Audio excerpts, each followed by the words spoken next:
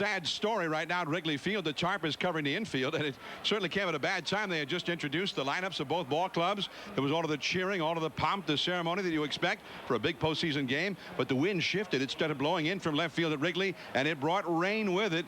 And for a while, it started raining heavily. So after all the introductions were made, they covered the infield, and now we are in a waiting mode at Wrigley Field. The Braves and the Cubs getting ready to play, and hopefully this one will go through quickly. The rain has already lessened in intensity considerably, and I don't know anything about weather whatsoever, but I feel that it's not going to be here very long, Joe. I'm John Miller with Joe Morgan, and welcome. And we're excited. The city of Chicago is excited. I think the whole country is excited in terms of baseball fans anyway, with this matchup and with this pitching matchup tonight. The young prodigy, the 18-game winner, Joe, Mark Pryor, and what a story he's been in his first full year, and the master. He's been here for a long, long time, pitching back in the town where he started, Greg Maddox, and both of them pitching a huge ball game. Well, you know, everybody's been talking about Pryor and how dominant he can be. Well, guess what? Greg Maddox is the master. Pryor's trying to get where Maddox is right now. I would never, and I mean that, overshadow Greg Maddox for anyone. So tonight's going to be a great matchup. I think he's going to take his game to another level, because I think we've challenged him by saying everything this week about Mark Pryor, and now we're going to get the real Greg Maddox out there tonight. All right, now the rain, we're told, really should be here and out of here very quickly. Maybe 10 or 15 minutes it'll clear up. The pitchers had been warming up already. They had to stop. So we're in a rain delay, hopefully not much longer. Stay tuned. We'll come back. You know, pressure. Can you give it? Can you take it? Can you feel it? Playoff baseball. Tonight from Wrigley Field in Chicago, with the best of 5 series even at a game apiece. It's the Braves and Cubs in Game 3 of the Division Series.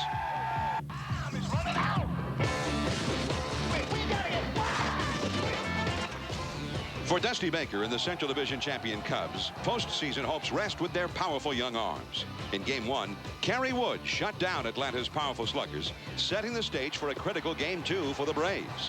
Facing the flamethrower, Carlos Zambrano, the Brave sluggers turned into singles hitters to rally. And that set the stage for an unlikely hero, Mark DeRosa. That one is hit well into left center. Going back, Moises Alou still going back. He can't get it. 5-3 Atlanta. Now with the series reduced to a best of 3, the scene shifts to Wrigley Field and a classic pitching matchup. The great veteran, Greg Maddox, a 4-time Cy Young winner, up against the great young star, the Cubs' Mark Pryor. Maddox, at age 37, in what could be his final chance with the Braves against the 23-year-old sensation. It's the critical Game 3 from the friendly confines.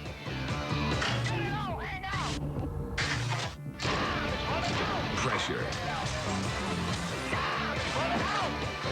Can you feel it? Playoff baseball.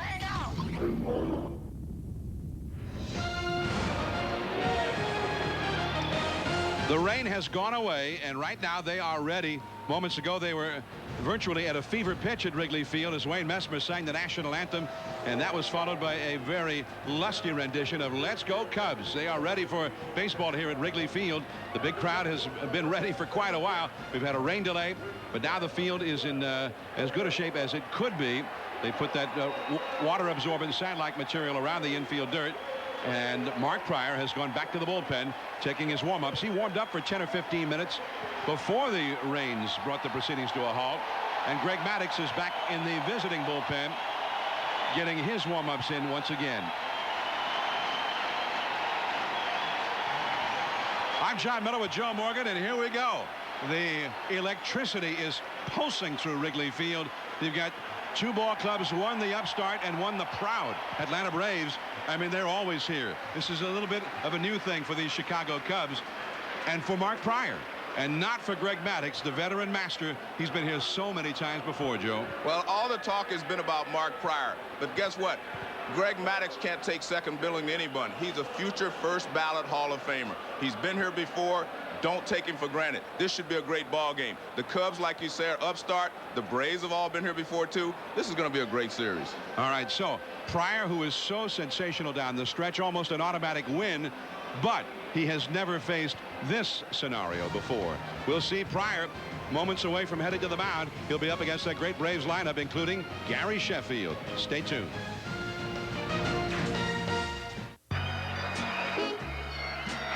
Program.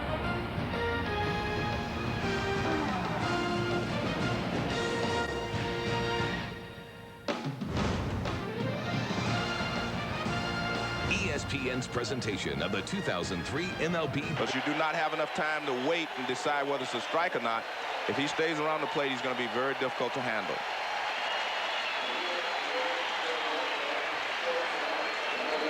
So here is Pryor, ready to face Furcal, and game 3 is about to begin at Wrigley Field. This ballpark did open in 1914, and yet in all those years there have been only 21 postseason games played at Wrigley Field. The last one was 5 years ago. The Braves were here, and the pitcher for the Braves that night was Greg Maddox, and he beat the Cubs to give the Braves a sweep of that series. And a strike. So Pryor's first pitch, a 94-mile-an-hour fastball on the outside, and we are underway. Furcal, 2 for 8 so far in this series. Inside, a ball and a strike now. Furcal, the igniter for the Braves.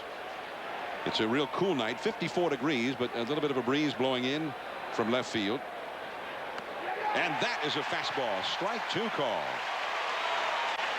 Well, like the guy that he admires, he's thrown a fastball over the outside corner and now a fastball over the inside corner. So he is not just trying to overpower you by throwing the ball down the middle of the plate. And the breaking ball is too low. 2-2.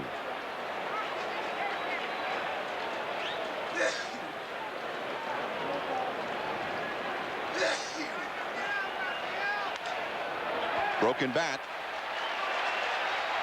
And one away. Grzelcyk throwing out for Furcal.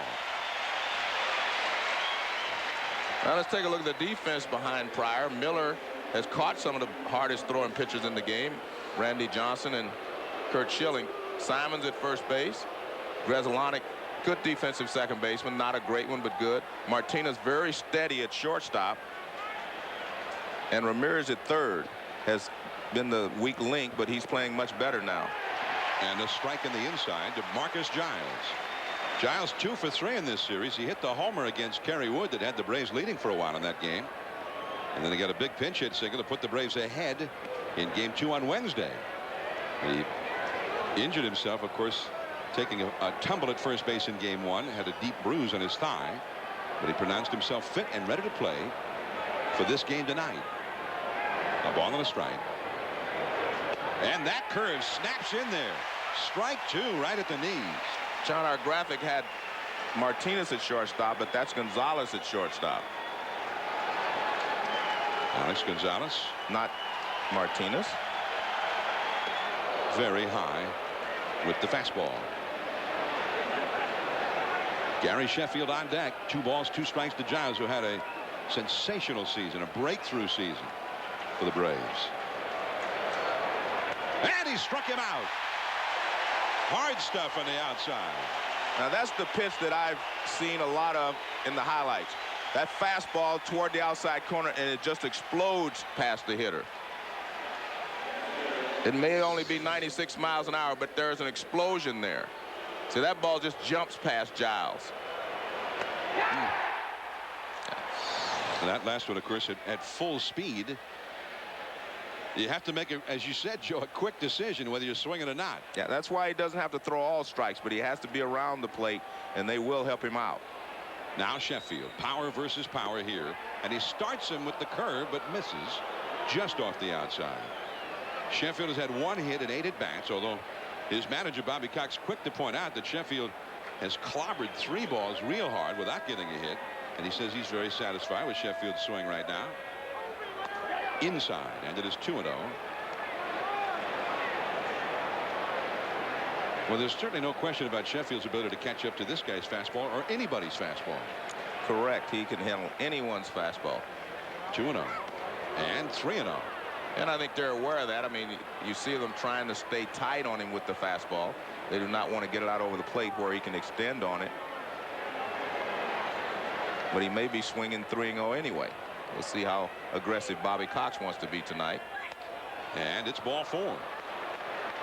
So Sheffield gets the 2-out walk, and now Chipper Jones will come up. Also 1 hit, 8 at-bats. Bobby Cox in his 18th season as a big league manager. He hadn't managed that many years for just the Braves, but he's had a great run of success for the Braves. 12 consecutive division championships. So they're a perennial fixture in the postseason. But as John Smoltz was saying the other day, if they lose this series, Smoltz thinks there'll be a lot of changes with the Braves in terms of personnel. And there's ball 1 to Chipper Jones. He's had 1 hit and 8 at-bats in the series.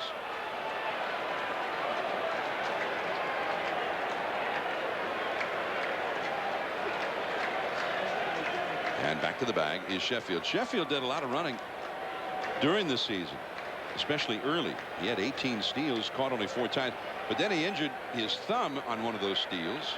And Bobby Cox suggested maybe he can cut back on that running game a little bit. And that breaking ball misses. 2-0. And all of a sudden, Pryor has lost the strike zone. Well, he's lost the strike zone because he's facing Gary Sheffield and Chipper Jones. And you know you have to make quality pitches. You can't just try to get ahead of these guys. You got to try to use the outside corner or go to their weaknesses. And for the 7th straight pitch, he is out of the strike zone. But I mean, all of the talk about Pryor and how great he's been and how the Cubs have been winning so often when he pitches, and the great stuff that he has versus Maddox. Maddox has been here many times. This is Pryor's first experience on this big stage. Sheffield swinging away on 3-0, but he fouls one. Sheffield. Chipper Jones with Sheffield at first. Chipper Jones swinging away on 3-0 and fouling it off into the crowd. And I think Bobby Cox wants these guys to be aggressive. I thought he would let Sheffield swing 3-0, but the pitch was up and out of the zone, so he lets Chipper Jones swing 3-0. Remember, this is a small ballpark compared to what the Atlanta Braves play in during the season. Without the wind being dominant here tonight, they're going to be free swinging, trying to hammer him when they get ahead of him. And it's another walk. And so a very rare scenario for Pryor, walking 2 in a row. Pryor walked 50 during the season in 211 1/3 innings. So, I mean, he averaged about 2 walks for every 9 innings pitched. And now he's walked 2 consecutive hitters. So here is Javi Lopez, and he's been getting his hits so far in the postseason. 4 hits, 8 at-bats, although no long balls for Javi. And he hit 43 of them during the season. Sheffield now at second. Chipper Jones now at first. And Pryor trying to find that strike zone again. And he finds it there right at the outside edge with a fastball. The one thing you notice from Pryor, he has not thrown a pitch in the middle of the plate, even to the first 2 hitters who were not, considered real long ball threats, although they do have some power. And with Sheffield and Chipper Jones, he was always trying to hit the edge. Almost a wild pitch. A great save by Damian Miller on a real sharp breaking ball. 1 ball, 1 strike. Now Miller does a good job. I mean, he's ready for it. He couldn't get out there, but he at least got the glove out there. Couldn't get his entire body over there, but he got the job done. But right now, Mark Pryor's not quite right. 2 men on, 2 men out. He's walked 2 in a row. Andrew Jones would be next. And he was supposed to go inside with that fastball. That's down the right field line and twisting back and out of play right near the foul pole. There's just a little bit of wind blowing in from left and across toward right. Well, you can see the flags blowing this way toward right field, toward the right field line. So now a 1 ball, 2 strike count. And the customers here at Wrigley try to come to the aid of their young right-hander, Mark Pryor. Everybody on their feet. Sheffield at second. Chipper Jones at first, ready to go on anything. 2 down. Struck him out. So Pryor recovers after a momentary lapse. A 23-pitch first inning. Now the Cubs are coming up. I think when I was younger, I just wanted to come up with a style of my own. The only thing I come with was a leg kick. It becomes a part of you.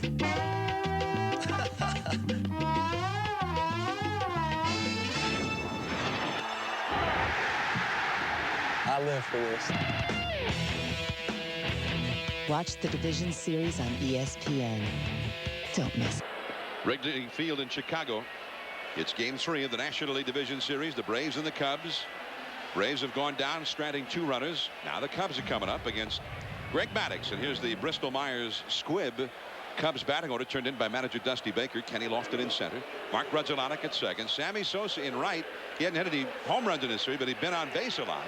So has Moises Alou, the left fielder. Randall Simon at first base. Aramis Ramirez, third base. Alex Gonzalez back in the game at short. Damian Miller, the catcher, and Mark Pryor, the pitcher, hitting ninth against the 37-year-old master.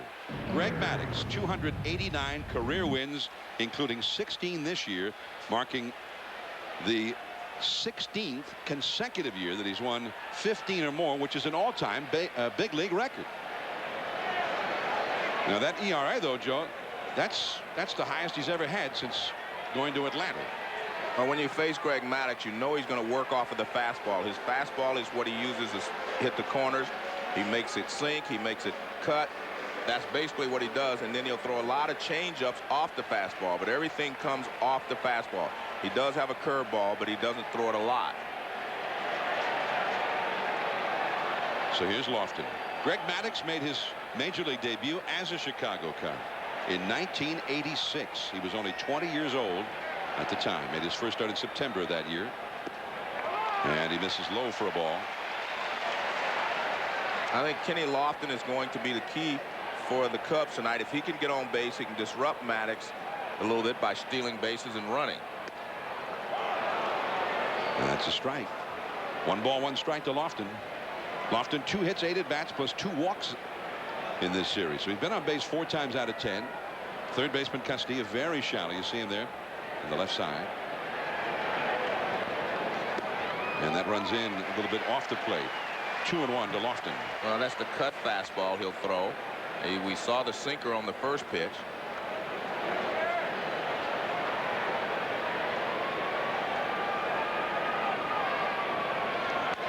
That is foul right past Gene Klein's, the first base coach, and into the visiting bullpen area. Well, he showed them all his pitches. That was the changeup. He's thrown the fastball. He's thrown the sinking fastball, the cut fastball, and the changeup.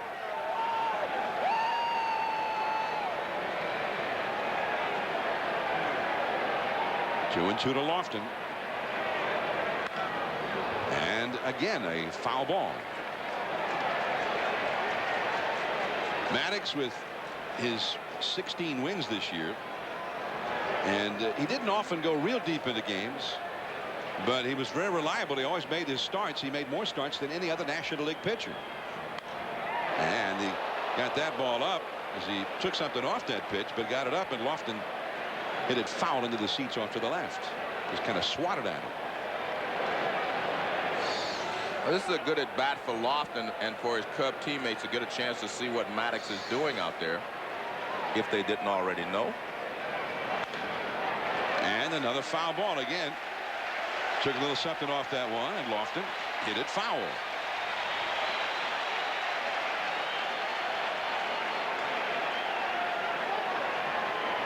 Maddox has made 10 appearances in Division Series play, 15 in League Championship Series. That one down the right field line. On the run, Sheffield. It's in there. Base hit.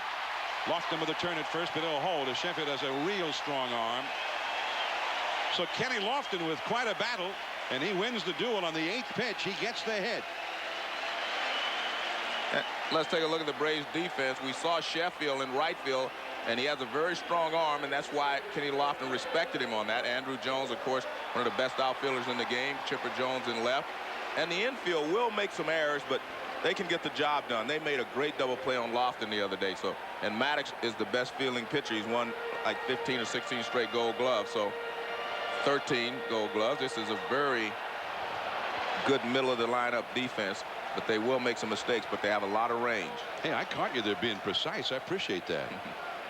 Now Grudzielanek, he pushes the bunt up the first base side. Fick falls down. He can't handle it. Everybody's safe. And remember, we're playing on a wet field tonight. Rain fell right after they were introducing all the players on both clubs, and a pretty heavy rain fell on this field before they got the tarp over the infield.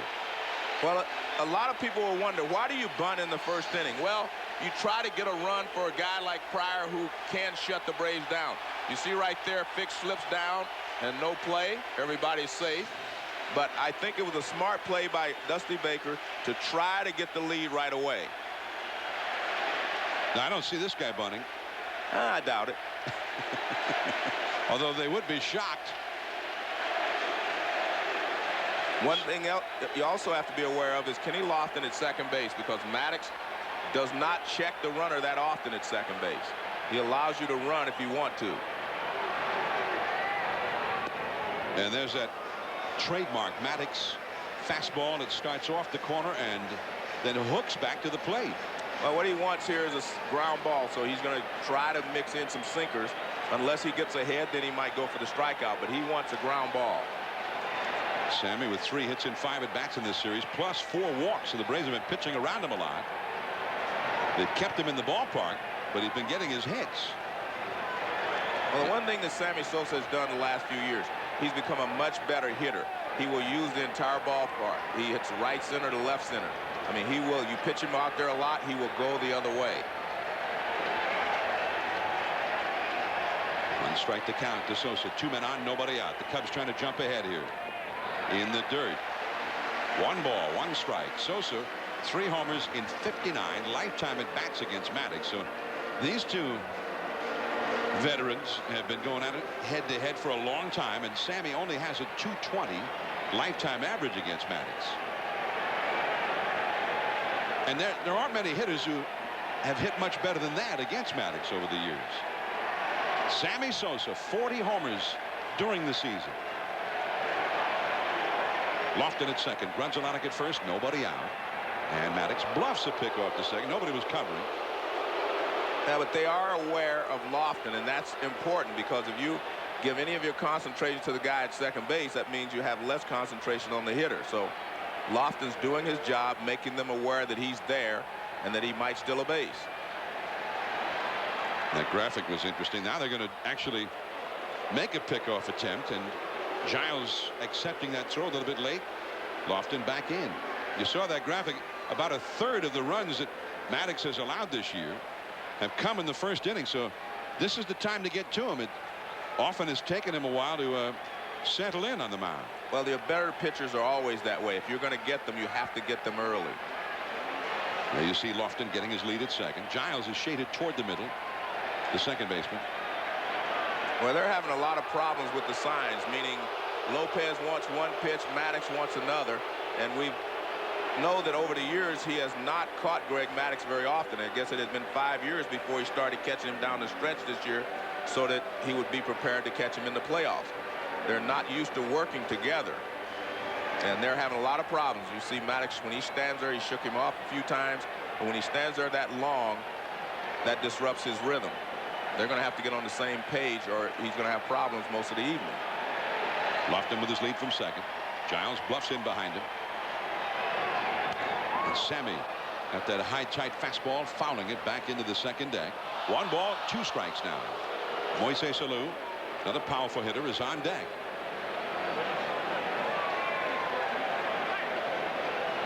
The last time prior to in mid-September was in the regular season, 1998. The last time we caught him in the postseason was 7 years ago in the 1996 World Series.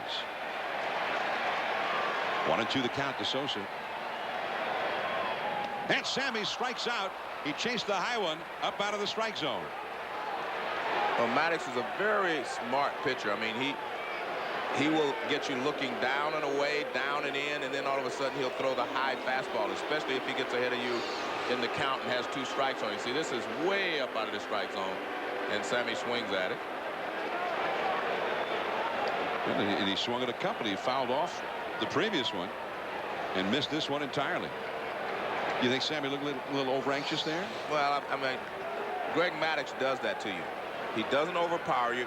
He'll give you a little here, a little there, take a little off, put a little on, and he keeps you off balance. That's what he does best. Now Moises Alou, still 2 men on, 1 man out. That's Lofton at second. Giles bluffs in behind him, but he was only bluffing. Maddox also bluffed a throw. Lofton went back to the bag. Moises Alou, 3 hits, 8 at bats. Finished the season with an injury to his left thumb that he sustained on trying to make a diving catch in the outfield. But he says it's fine now. Not anything that bothers him at all. That ball is hit well into center field. Not that well. Jones took a quick step back and then just stood and waited for it, and it was a routine play. Well, another high fastball. And Moises Alou is a good first ball fastball hitter, so he goes after it. Moises Alou, good first ball fastball hitter. Maddox knows that, so he's not going to groove it. Throws it up at the top of the strike zone. It looked a little higher than that to me, but Moises Alou went after it, and he couldn't do much with it. Alou, who's had 72 lifetime at bats against Maddox now. 17 hits. He's never hit a home run against him. So 2 men are gone, and here is Randall Simon. And that's why Greg Maddox is such a good pitcher. Got in trouble the first 2 hitters. He faced the 3 and 4 hitters and got them out. And that's ball 1 to Simon. Simon hitting in the 5th spot where Ramirez had been hitting. Simon, the lefty, up against Maddox. These are former teammates. Simon came up with the Braves originally.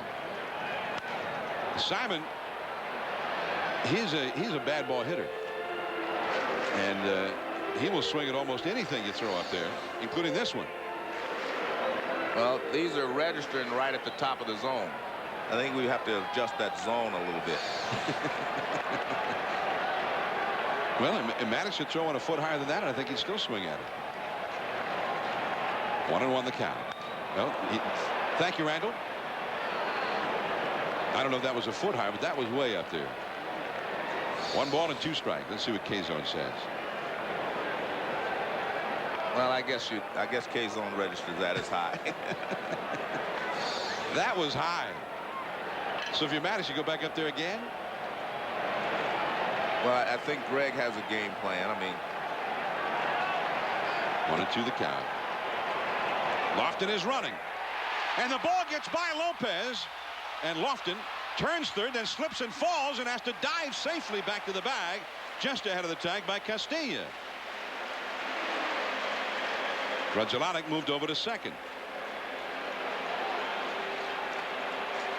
Well, we have to see how they score that. Lofton, of course, should get a stolen base, but I don't know if Grudzielanek ran after the ball got away.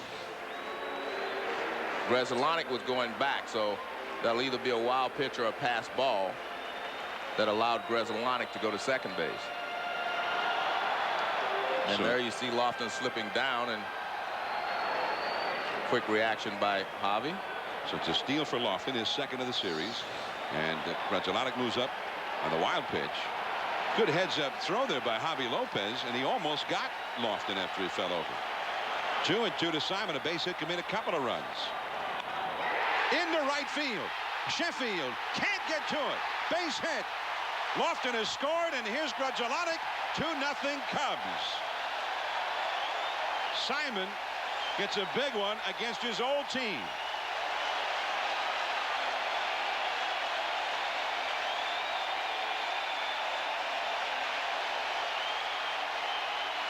Well, Maddox had him chasing pitches out of the zone. This pitch is up and in, and he jams him, but he fights it off well enough to dump it into right field for a base hit. Now watch, you see Javi Lopez set up inside. The pitch is going to be inside. Fights it off, and he gets a base hit. Now Aramis Ramirez, another former Pirate. Well, he definitely gets, you see, he gets jammed here, but if you're strong, you can muscle the ball into the outfield, and that's what he does.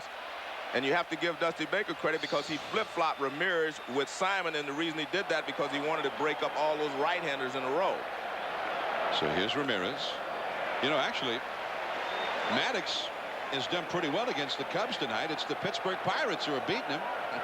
Kenny Lofton, who started the year with the Pirates, led off with a single, eventually stole a bag, and then Randall Simon, acquired more recently for the Pirates, gets the 2-out clutch hit. And here's another former Pirate, Ramirez, at the plate. 1 ball, 1 strike. And Maddox changing speeds on that one a little more softly. 1 ball, 2 strikes now. Lofton with the Cubs at 327 really ignited the offense from the top of the order, just as he did with the Giants last year after being acquired in trade. Aramis Ramirez, he had as many RBIs in about 60 games playing third base as all the other Cubs third basemen all year. And then of course Randall Simon, give him a left-handed option for first base. And he fights that curveball off, bouncing it foul. Still 1-2. So Pryor staked to a lead here, John. You were talking about it earlier as to why Grudzielanek would be bunting. I mean, now Pryor has that lead. Yeah, well, you want to try to get ahead. If you have 2 pitchers who you think are going to be on top of their games that particular night, try to give him something to work with. The wide open right side just past the dive of Giles. Simon stops at second as Sheffield throws in behind him.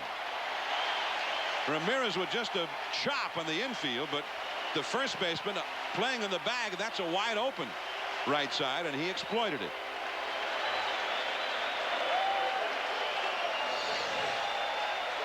Well, that's the sinker that Maddox throws, and it's away, and Ramirez does a good job. He just goes the other way. He doesn't try to pull it. Giles not able to run it down. It was as you said, there was a big hole on the right side, and Ramirez hit it through the right side. And the Cubs fans doing the sarcastic tomahawk chop now at Wrigley. Alex Gonzalez into the hole at short for Kyle. To Giles covering at second with a force out on Ramirez. 4 base hit, including a bunt, and the Cubs have a 2-0 lead.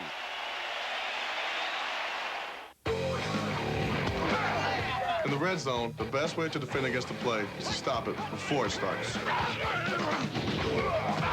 That's why I use new Red Zone deodorant from Old Spice.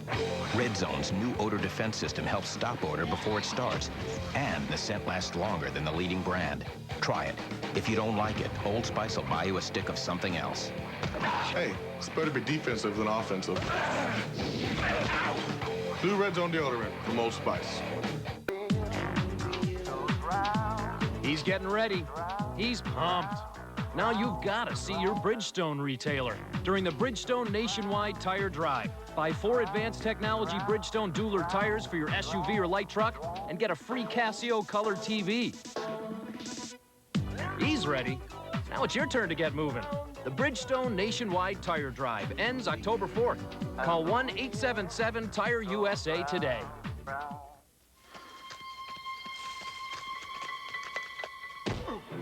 Round-the-clock claim service, in case this happens in a car.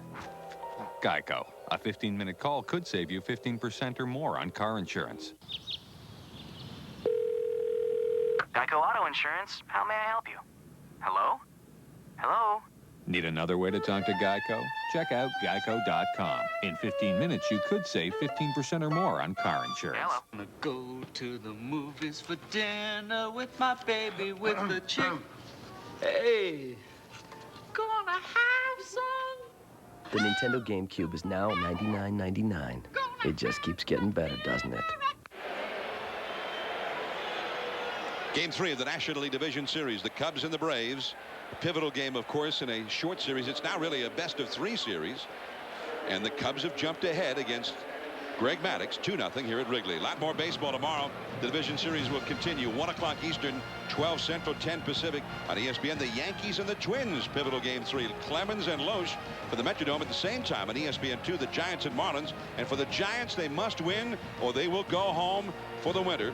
Jerome Williams, a rookie, or maybe Jason Schmidt, the veteran for the Giants, against rookie Dontrell Willis at 4 o'clock on Fox. These Braves against these Cubs right here at Wrigley. Russ Ortiz against Matt Clement. And then 7:30 tomorrow night, Joe and I will be at Fenway Park for the Athletics and the Red Sox. The Red Sox in a must-win game, desperation game, a loss for the Red Sox tomorrow, and they go home for the winner. Here is Andrew Jones hitting 6th in the order. Pops it up foul. And the count 1 ball and 1 strike. Matt Clement tomorrow. Clement, who pitched a very strong game for the Cubs last Saturday when they swept that doubleheader from the Pirates and clinched the division title. There's that curve from Pryor outside. 2 balls and a strike. Robert Fick on deck, then Vinny Castilla. Now we also saw the effects of the rains during the first inning here. And infield was left exposed for a while. Ooh, that fastball just off the outside. Well, see, that's the pitch that they would swing at if there was 2 strikes. So him falling behind allowed Andrew to be able to lay off that pitch. But with 2 strikes, I guarantee he would have swung at that. 3-1 to the powerful Andrew Jones, and he draws a walk. So Pryor a little bit off, and you don't know if it's the extra adrenaline pitching in a huge game for the first time in his young career, or the cold, the wet, or a combination of all of that. I actually just think that that's the adrenaline, because John, the Cubs and Pryor and Wood, Clement, they've been pitching playoff type pressure the last 2 weeks of the season. You know, they were close to Houston. They've had to win, so they've been pitching under this type of pressure for the last 3 or 4 starts apiece. And it's a strike on the outside to Fick. So I don't think it's the pressure. I think maybe he's wanting to throw a little bit too hard, rushing a little bit.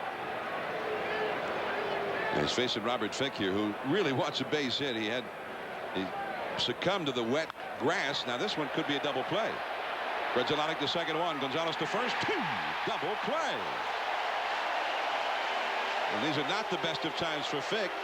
He's having a hard time defensively and is now 0 for 7 at the plate.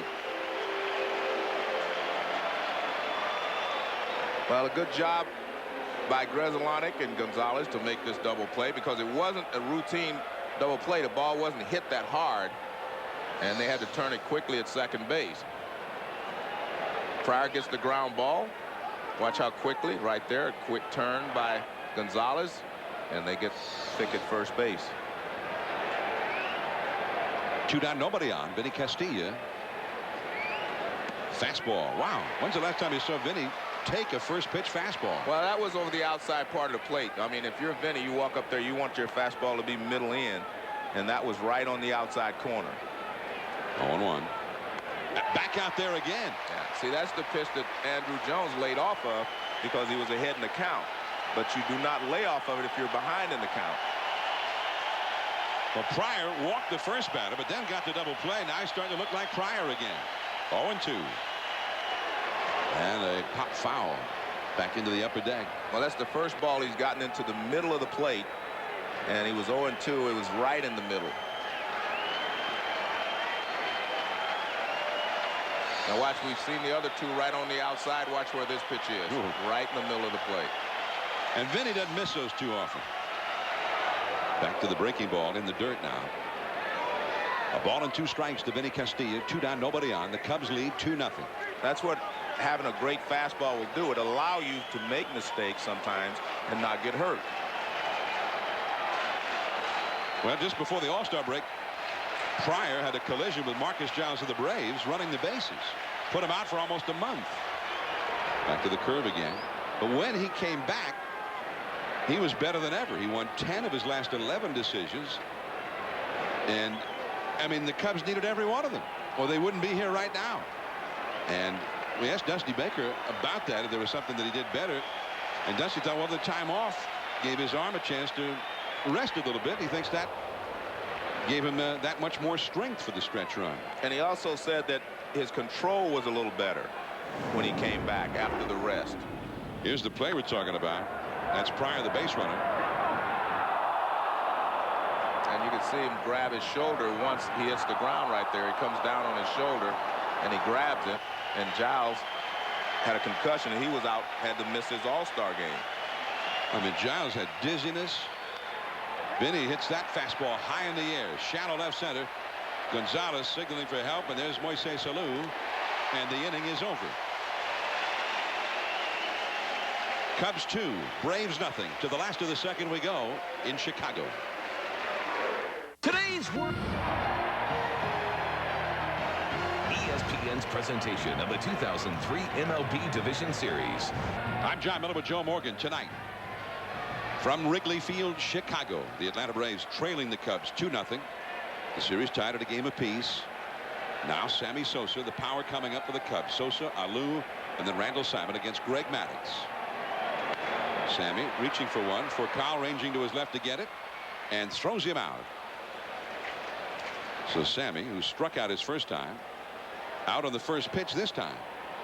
Well, the Baker boys, as they're called here in Chicago, they better not try to sit on this lead and think that leave it for Mark Pryor to shut the Braves down. You need to try to build on what you have. Good pitch there by Maddox as usual, just out of the zone, and he got Sammy to chase it, and a nice play there for Call. For Carl, remember, was way over into the hole toward the third base line for Sammy. But what he did there, John, is he cut it off. He didn't run around it. He just went and cut it off. Moises Alou yanks one foul into the seats near the Cubs bullpen.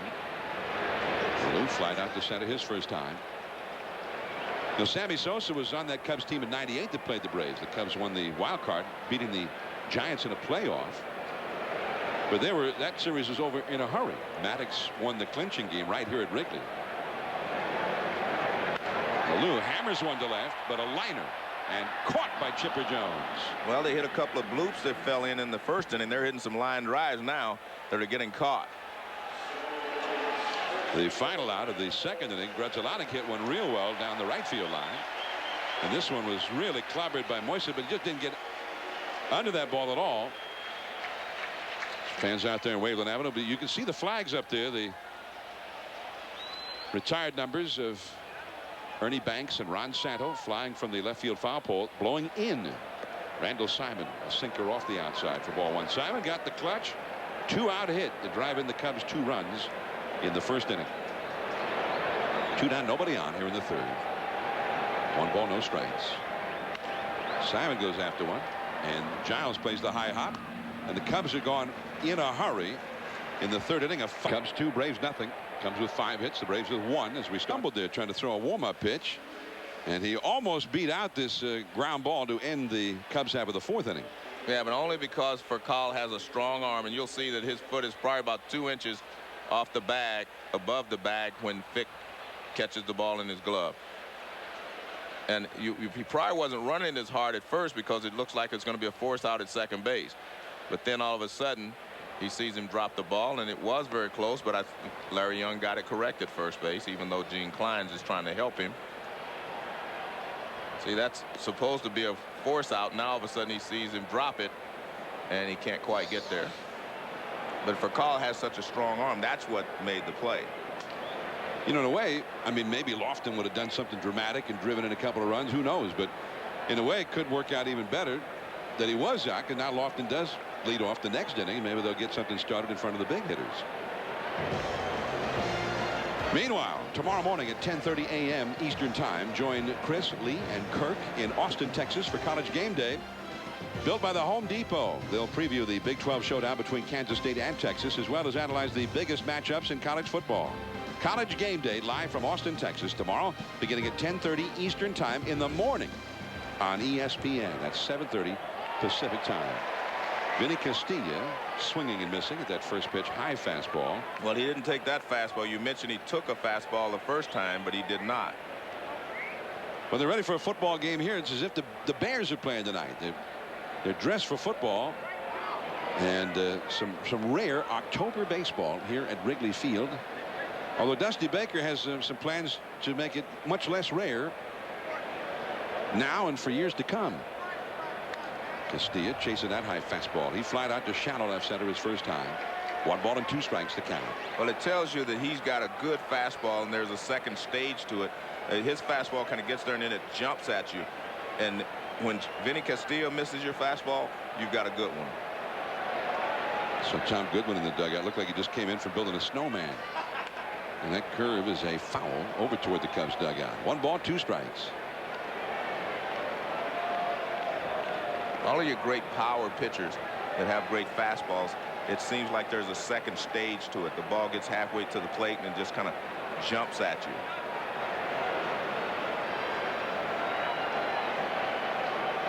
A ball and 2 strikes to Castilla. Greg Maddox, the pitcher, on deck. Pryor tries it again.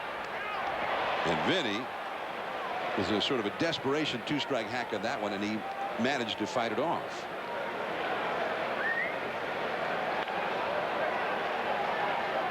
Seemed like mainly we're seeing Pryor throw that fastball and that breaking ball. I don't remember too many changeups. 1-2. Ooh. That one glancing off the bat as Vinny actually was trying to get out of the way of it. Well, you're right. I mean, he has not used the changeup very much tonight, but he's throwing 2 types of breaking balls. One is a little harder, the other is more of a slurve, and that acts as a changeup sometimes. You can see Vinny trying to get out of the way. He did check his swing and fouled it off. 2-0. The Cubs are leading. We're in the 5th. Inside. So Castilla is doing a service here for the Braves because he's making Pryor throw some pitches here, building up that pitch count.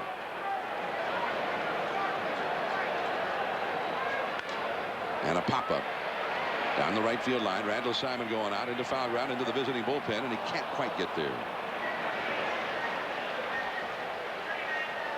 That was the 72nd pitch now thrown by Pryor, and he's thrown 8 of them here to Vinny Castilla.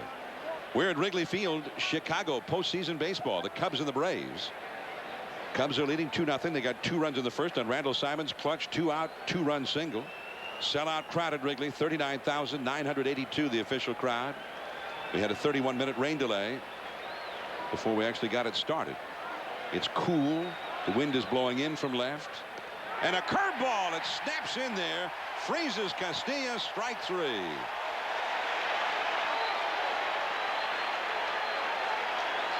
And that is his first strikeout since the first inning. As we noted earlier, he was using his pitches more sparingly. Breaking ball that just catches the inside corner. Now Maddox into center. Lofton going back on it. Now he's under it. Out number 2. Mark DeRosa went on a microphone of the Atlanta dugout, and he was talking about Mark Pryor earlier. Picks up his velocity halfway to the plate. You know what I mean? The last half. It's got extra. It's like easy one. It rises a little bit. Like Jason Schmidt, just like bang. Yeah.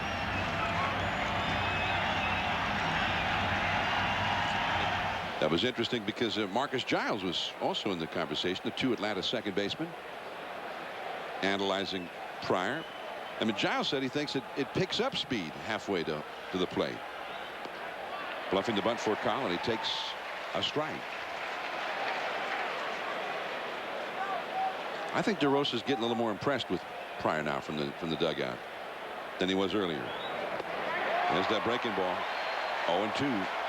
It's always going to look easier from the dugout, though. That little square box up there changes everything when you stand in there. Crowd on its feet. Furcal just got a piece of that breaking ball. Still 0-2. The ballpark is filled. The rooftops across the streets are filled. Now that's more of a curveball. He gets on top of that one. We've seen him throw more slider type or slurve types to right-handed hitters. And he seems to have better control of it against left-handers. Struck him out. The high hard one up around the eyes of Furcal. The Braves have only 1 hit through 5. Top of the order, Lofton, Grudzielanek, and Sammy Sosa coming up. Let's see, I've got, As Kenny Lofton, the leadoff man, leads off against Greg Maddox. And Lofton has had 2 hits and has scored a run, 2 steals. Thought about bunting, took it off the outside. Castilla came rushing in from third. He's now 4 for 10 in this series, plus 2 walks, and he's had 3 steals. Again, Thought about bunting, took it, but called a strike that time. Lofton didn't like it.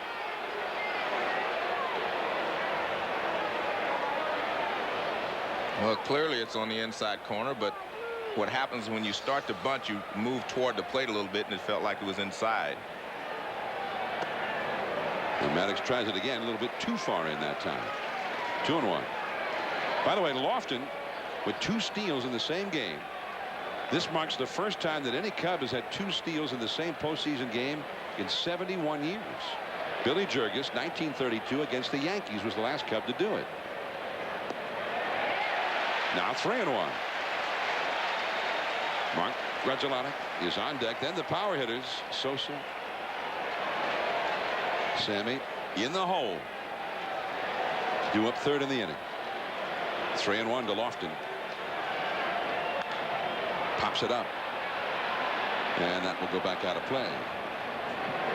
You know, I remember, I think you worked the 95 World Series when the Atlanta Braves met the Cleveland Indians. Yeah, I did. I did work that game. I mean, and Lofton, I mean, he put on a show in that World Series. Well, as I said all the time, you have to want to be on the big stage, and he loves being, you know, center stage. That's why he's such a good player in the postseason. 3-2. And I mean, he's kind of revisiting his youth here in a way tonight with these 2 steals already. We're only in the 5th inning. I mean, remember that series, the Braves couldn't stop him. He'd steal 2nd, he'd steal 3rd. He had everybody up tight on the infield. 3-2 the count. Broken back, hit very softly. Giles hurrying in, just got him. Excellent pitch there by Maddox. The ball just sinking down and away. Lofton almost had to throw his bat at the ball. And that comes because he had thrown so many pitches inside to Lofton. And you see that ball is sinking down and away. Just about a perfect pitch in that situation. And that was a big out for Maddox. Yeah, very big. Falling behind it, 3-1. Comes back to get him. Now Grudzielanek, who had a bunt that went for a hit in the 1st inning. And that was a big play in that 1st inning. I think Grudzielanek is one of the really underrated, you know, second basemen in the league as far as offense is concerned. He's a good hitter. I mean, he's a good guy to hit in the 2nd position because he can hit behind the runner. He can hit and run. He can do a lot of things for you offensively. Well, he was great down the stretch, especially. Grudzielanek, who was injured for a while, ended up hitting .314 for the season. But in September, he hit .359. And the Cubs finished with a flourish. And that's a foul. 1 ball, 1 strike. Sammy Sosa is on deck. And out on Waveland Avenue, there's quite a crowd out there outside Wrigley Field. Hoping maybe they'll catch a Sammy Sosa playoff home run ball. And Sammy not done anything against Maddox so far tonight. 2 balls and a strike down. The one thing that Bobby Cox told us today is that he will be able to tell when Maddox starts to tire or when he starts to lose it a little bit. Andrew Jones. And that's out number 2. Because as you said, he throws a lot. He's made a lot of starts, but he did not throw that many innings in each start.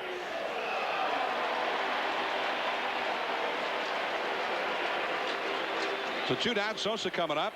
Sammy and all these Cubs fans here rooting him on tonight, and also his wife. There's Sonia. And right next to Sonia, to her left, is his mom, Lucretia. And that's ball 1 to Sammy Sosa. He has struck out and grounded out tonight. And Sammy, I mean, his last at bat, he chased a Greg Maddox pitch on the first pitch to hit that ground ball to short. Well, that came because he struck out the first time up. That one was up and off the glove of Furcal. Wow, the Braves continue to have a hard time in the infield catching a ball. Well, that ball had some knuckle on it, I'm sure. What I mean by that, the ball is like a knuckleball. It comes out there and it dances one way. This pitch was up and Sammy got on top of it. And they're scoring it as an error, but watch where this pitch is. It's up. Now he gets on top of it. Now watch how that ball sinks. See, it's coming down and diving. Actually, you can see the seams there. The ball definitely knuckled on him. And I'm not sure you call that an error, but they are calling it that. But the ball really knuckled on Furcal. So Sosa is aboard on the error. That's the third error charged to the Braves. Second in the infield in the last 2 innings. Moises Alou is the hitter. And a throw to first. Sammy has stolen a base in this series in game 1.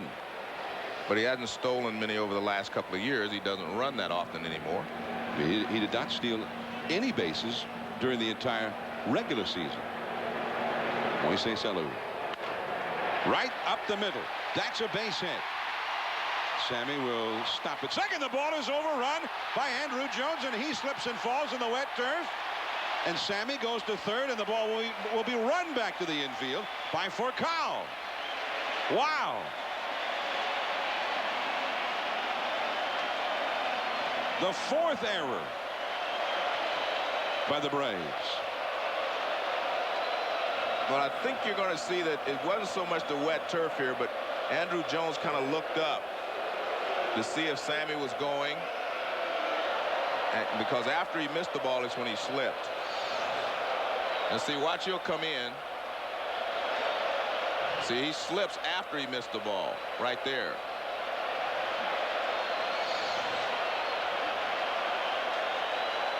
Andrew had 3 errors all season.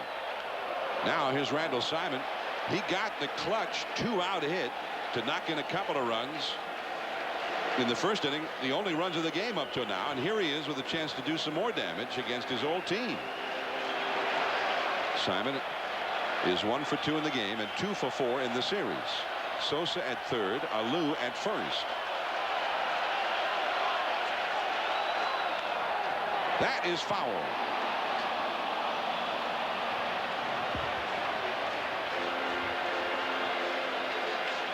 Four errors for the Braves. A wild throw by Lopez in the second. An error by Castilla in the fourth. There's Furcal, who made the error with 2 down on the Sosa liner.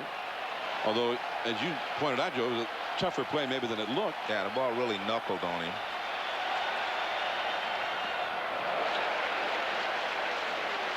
So I think you're in a situation here, 1 ball, 2 strikes with Greg Maddox pitching. I think you run here because you put a little more pressure on the defense. Plus, if he's out, Simon can start his at bat all over again. Simon chasing one that was about shoe top high, and he's thrown out by Giles, and the inning is over. 1 hit, 2 errors, 2 left.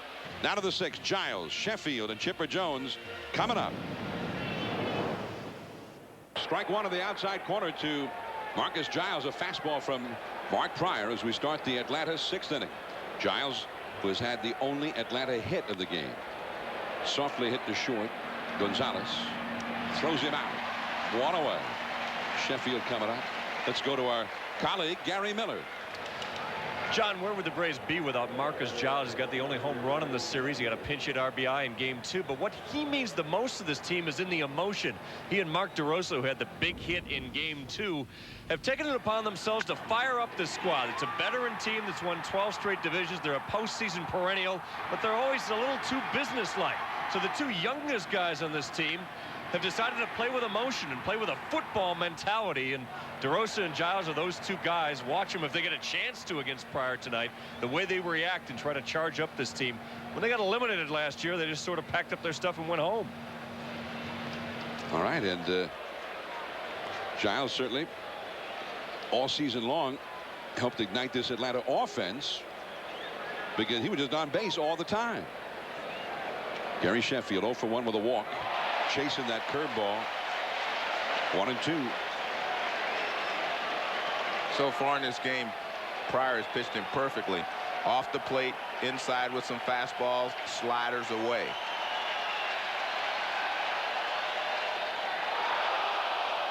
Fastball off the outside. 2 and 2. Chipper Jones on deck. A lot of times you get hitters to chase that pitch. And Sheffield got a hit, and he is hurt. Or at least it hurts very badly.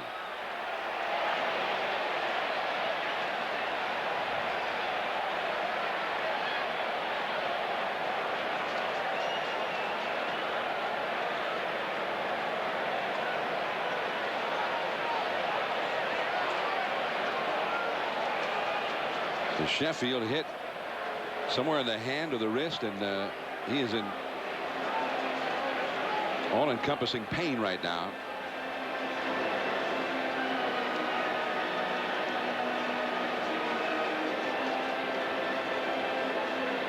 Well, obviously it hit him on his left hand. And there you see the spot. Well, he had pitched him inside. Here's a fastball. This one runs in.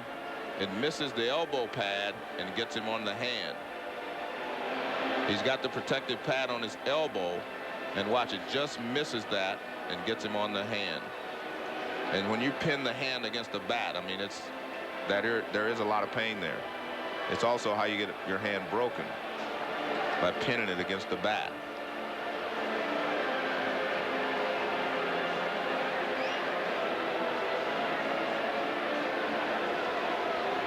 And I don't know how Sheffield could have gotten out of the way of that one. That was way inside.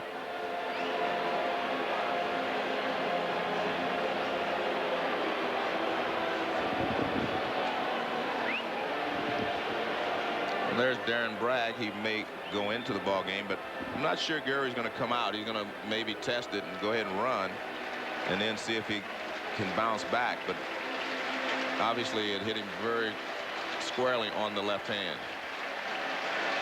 But he is gripping it. And that's a good sign, isn't it? Yes.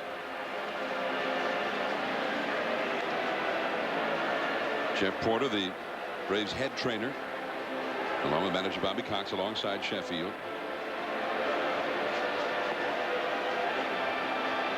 We know how this is going to affect the Braves, you know, with just Sheffield getting hit, how it will affect his nets at bat. But what you also have to wonder is how it's going to affect Mark Pryor and how he responds. Well, Pryor, as you mentioned earlier, Joe, not afraid to throw inside, although he only hit 9 hitters all year. I mean, his teammate Kerry Wood hit 21. But a lot of Cubs observers who saw the club every day said, well, one of the defining moments for this ball club and for Mark Pryor was back on May the 1st in San Francisco when he hit Barry Bonds with a pitch on the thigh, which Bonds took personally.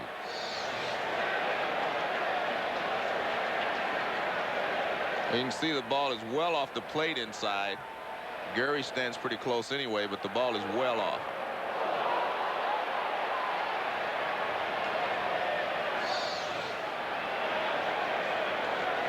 So Sheffield running the bases.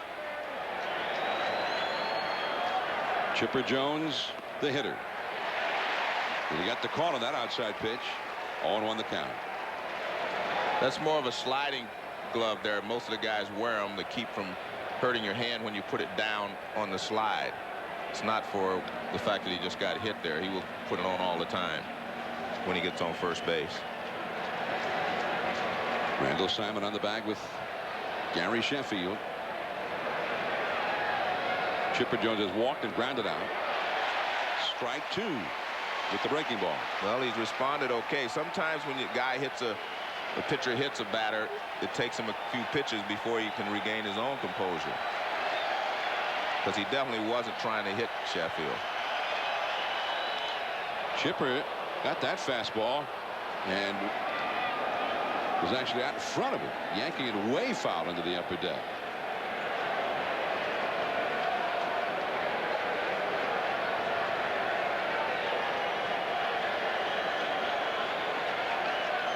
Javi Lopez on deck. Andrew Jones behind him. Pryor is right in the middle of all of this Atlanta power. The Braves who hit 235 home runs during the season. Chipper Jones to second base. Backhanded for one. Gonzalez not in time at first. Sheffield out at second. Well, Chipper Jones runs well, and the ball wasn't hit that hard. It wasn't like a hard ground ball to second base. There's Grzelcyk, feeds it to second. And Gonzalez throw to first base, not nearly in time. But like you want to get one anyway. Seemed like a little risky throw there by Grzelcyk. I mean, Gonzalez came close to coming off the bag to get that throw. Well, it wasn't quite as firm as you would like it, but one thing you do in that situation, you make sure one. You make sure you get one out. Now, Javi Lopez, and the slider in there for a strike. But it takes a lot longer to turn completely around and throw it. And actually, it's not a bad feed in that it led Gonzalez away from the runner. It allowed him to come get the ball. Javi chasing one in the dirt that time. That hard breaking ball makes it 0-2. Lopez is struck out and grounded out to short. And as they have been all night long, when the count gets to 2 strikes, the crowd at Wrigley jumps to its feet.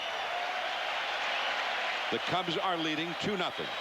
The Atlanta Braves have had only 1 hit against Mark Pryor. 6th inning.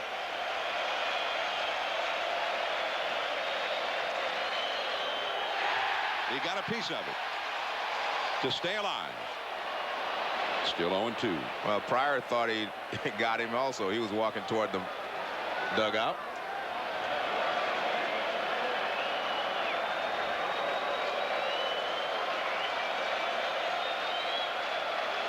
And the fans here at Wrigley are again doing the derisive tomahawk chop. 0-2 the count. Fastball drilled to third, but Ramirez, I don't know if he caught it or it hit him, but he caught it with the body. Man, that ball was hit hard. Jones forced it second, still 2-0 Cubs. ESPN's presentation of the 2003 MLB Division Series, brought to you by Adobe Systems, tools for the new work, and Las Vegas, the biggest, best resorts in the world, all share the same address, only in Vegas. Now the Cubs into the last of the 6th inning. The Cubs lead 2-0. Greg Maddox on the hill, and Aramis Ramirez, who made that sensational play on the extraordinarily hard hit ball by Javi Lopez, leads it off, fouling one into the upper deck. 0-1. Ramirez has bounced a single to right, flied out to left. Alex Gonzalez and Damian Miller will follow. And strike 2 on the outside. Sheffield back in the game, playing left field. Is the glove hand is the one that they got hit. Sheffield in right field. So hopefully he's okay. I was watching him warm up between innings because, you know, obviously you're catching the ball with the hand that got hit, and they were throwing the ball pretty firmly to him, and he was catching it okay. But you would feel a lot of pain trying to catch it, you know, if it hadn't started to feel better. 1-2 the count. So it hurts when you get hit right on the top of the hand by a 95-mile-an-hour fastball? Yeah, it does hurt. Well, thankfully, he's still out there. And hopefully he's going to be able to play his normal game. 2-2. I mean, it looked bad when he first got hit.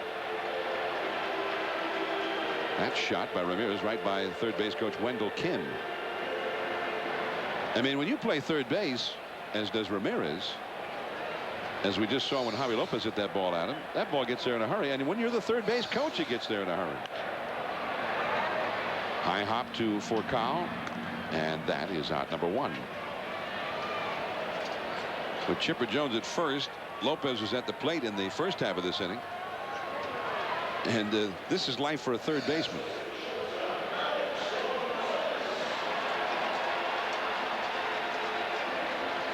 Well, if you're Atlanta Braves, you say that's just an atom ball because that ball was hit right at him. And really, that's just self-protection there. He didn't have to go after it.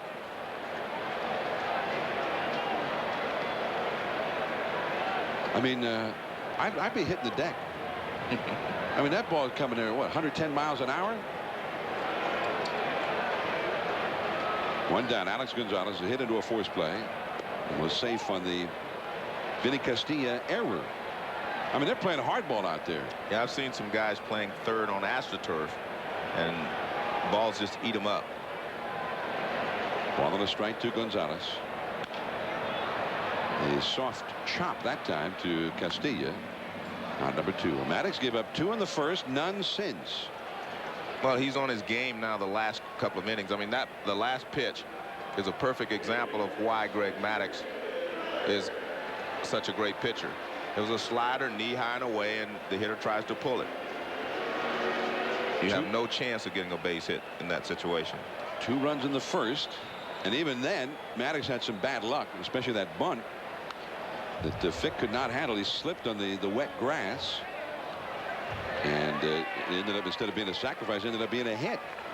That really fueled the Cubs' first inning rally.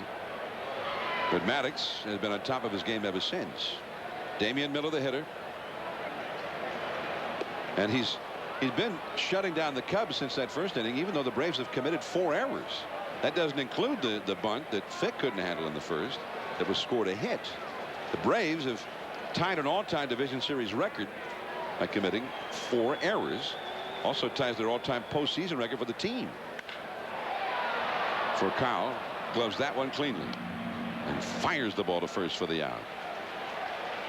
Cubs are going quickly. Now to the 7th inning. Andrew Jones coming up. 2-0 Chicago.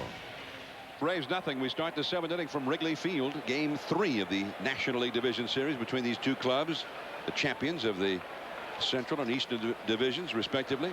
And this copyrighted telecast is presented by authority of the Office of the Commissioner of Baseball and may not be reproduced or retransmitted in any form. And the accounts and descriptions of this game may not be disseminated without express written consent.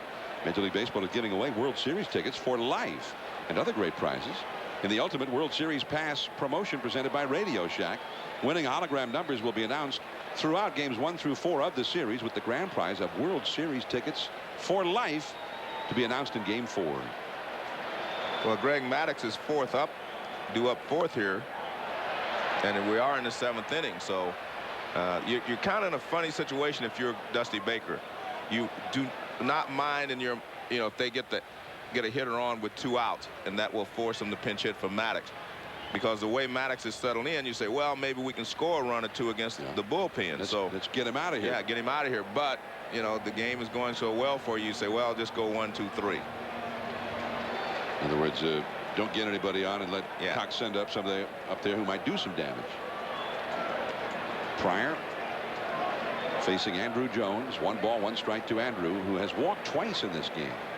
By the way, we wanted to send along belated happy birthday wishes to former President Jimmy Carter, the winner of the 2002 Nobel Peace Prize and also a great fan of the Atlanta Braves. He's a native Georgian, and he and his wife Rosalind, not only big Braves fans, Joe, but apparently regular viewers whenever they have a chance of Sunday Night Baseball. So Mrs. Carter had called Atlanta the other night, wondering if maybe we could wish him a happy birthday. So happy birthday to former President Jimmy Carter as Andrew Jones strikes out. Braves won that night on his actual birthday, but now they are trailing 2-0 here in the 7th inning in this one. Well, I want Rosalind to know that I kept reminding you to do it, but you just never got around to it. So it's not my fault. Yeah. It was 9 innings Wednesday. Now we're in the 7th. Yeah. 16 times he said you're going to wish them. I said, what about former President Jimmy Carter? And you're just now getting around to it. So I always had important stuff to say, like Robert Fick at the plate now, and he takes a ball. Robert Fick is grounded into a double play, flied out to right center, and is 0 for 8 in this series. Going back in left is Alou. Plenty of room, though, on the warning track. That ball seemed to carry pretty well, although there's a little soft breeze blowing in now from left. Well, the ball wasn't high, so the wind did not affect it as much. Up there on the flagpole, Ron Santo's number has joined Ernie Banks's number. Santo had his number retired in ceremonies before the final game of the regular season last Sunday. There's Ron Santo. Great to see him. So a lot of people think that Ron Santo should be in the Hall of Fame. A mighty swing and a miss by Vinny Castilla on that first pitch fastball. Pryor has just reached right around 100 pitches for the game. In fact, right at 100 pitches for the game. Working in the 7th. Just off the outside. But that's not really a high pitch count for him. He often, as we mentioned earlier, in his 6 September starts, he averaged 130 pitches per start.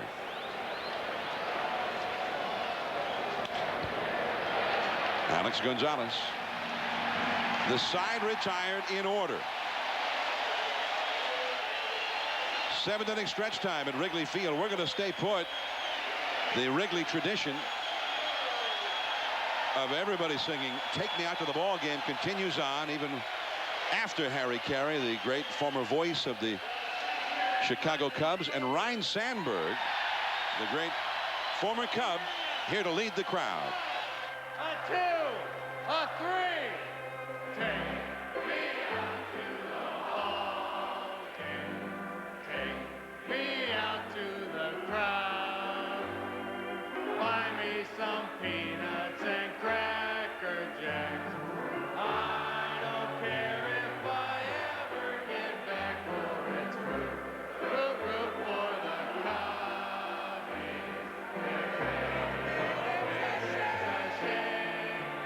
For it's 3 strikes, you're out at the old ball game. Let me hear ya!